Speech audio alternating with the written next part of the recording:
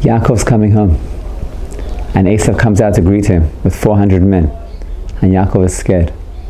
He wants to prepare himself to protect the family, to protect himself, to be able to enter Eretz Yisrael and continue his mission of bringing Shekhinah down into the world. Rashi tells us that Yaakov Avinu prepared himself in 3 ways. One way was through giving a gift. He brought a gift. He brought a mincha offering to Esav to find favor in the eyes of Esav. The second way was davening. He davened to HaKadosh Baruch Hu to save him from Esav. And the third way was that he was prepared for war. He prepared himself to fight. And through one of these 3 ways, he was hoping that he would be able to successfully enter the land of Israel. The Or Chaim HaKadosh says there was actually a 4th way that he did as well. What was the 4th way the Or Chaim teaches us that Yaakov prepared himself, which perhaps was the way that eventually worked? And this 4th way is a way which is a tool for us to use whenever we have a sense of conflict with people in our lives. The Or Chaim says, why did Yaakov, in the beginning of the parsha, not only send a gift, but he also sent a message? Ko amar avdecha Yaakov im Lavan garti. I've been living with Lavan this whole time. Ve'echad atan, I've delayed and I have Shor and Chamor. Why was he telling him this story? Why did he need to tell him where he's been, where he's coming from, how long he's been there?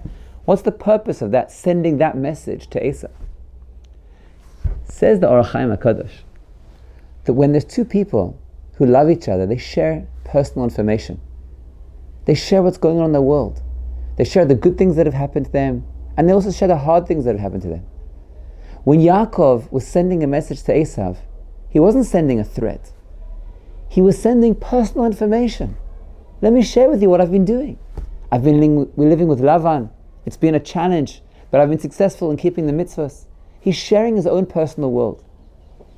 When there's conflict between people, it's often because you separate and say, I don't respect that person. He's different to me.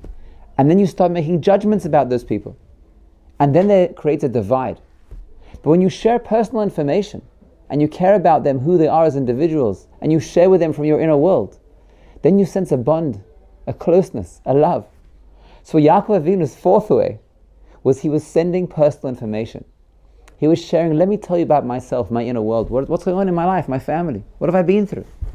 And by sending that personal information, he found favor in the eyes of Esav.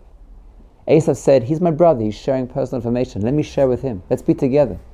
And eventually when Esav came, even though initially Esav was upset with him, Esav embraced him. That's a tremendous lesson for life.